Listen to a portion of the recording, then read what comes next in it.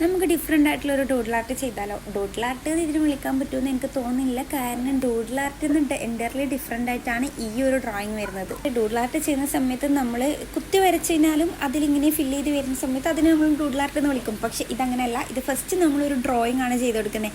അതിൽ നമ്മൾ normal colour fill ചെയ്യുന്നതിന് പകരം ലൈൻസ് ഇട്ട് കൊടുക്കുക ചെയ്യുന്നത്. അപ്പോൾ ഡൂഡിൽ ആർട്ട് എന്ന് വിളിക്കുന്നതിനെക്കാട്ടിലും ലൈൻ ആർട്ട് എന്ന് വിളിക്കുന്നതായിരിക്കും ഇതിന് മാച്ച് ചെയ്യുന്നുണ്ടാവും. അത് മാത്രമല്ല, ഡൂഡിൽ ആർട്ട് ചെയ്യാൻ വേണ്ടിയിട്ട് നമുക്ക് അരമണിക്കൂറെങ്കിലും മിനിമം വേണ്ടി വരും. പക്ഷേ ഇത് നമുക്ക് 10 മിനിറ്റ് കൊണ്ട് ചെയ്തെടുക്കാൻ വേണ്ടി പറ്റുകയും ചെയ്യും. തീർന്നില്ല, ഇനിയും ഉണ്ട്. ഡൂഡിൽ ആർട്ട് ചെയ്യുമ്പോൾ നമുക്ക് ബോറടിക്കും. കാരണം നമ്മൾ സെയിം കാര്യം തന്നെ അല്ലെങ്കിൽ റിപ്പീറ്റഡ് ആയിട്ട് ചെയ്തുകൊണ്ടിരിക്കുന്നത്. പക്ഷേ ഇതിലങ്ങനെയല്ല. നമുക്ക് ബോറടിക്കില്ല, സ്ട്രെസ് ഇല്ല, നല്ല ഇൻട്രസ്റ്റിംഗ് ആയിട്ട് ചെയ്യാൻ വേണ്ടി പറ്റുക. കാരണം നമുക്ക് ഓൾറെഡി അറിയാം നമ്മളിങ്ങനെ ഒരു ഡ്രോയിങ് ആണ് ചെയ്തിട്ടുള്ളത് എന്നുള്ളത്. അപ്പോൾ നമുക്ക് അതിൻ്റെ ഫൈനൽ റിസൾട്ട് കാണാൻ ഭയങ്കര ത്രില്ലായിരിക്കും. എനിക്ക് ഭയങ്കര ഇഷ്ടപ്പെട്ടു എന്തായാലും. പിന്നെ ടൈം അധികം വേണ്ടില്ലാത്തതുകൊണ്ട് തന്നെ നമുക്ക് ഈസി ആയിട്ട് ചെയ്തെടുക്കാൻ വേണ്ടി പറ്റുന്നുമുണ്ട്. അതുപോലത്തെ വീഡിയോസൊക്കെ ഇഷ്ടമാണെന്നുണ്ടെങ്കിൽ സബ്സ്ക്രൈബ് ചെയ്യാതെ പോവരുത്. പിന്നെ ഇഷ്ടമായിട്ടുണ്ടെങ്കിൽ ലൈക്ക് ചെയ്യണം.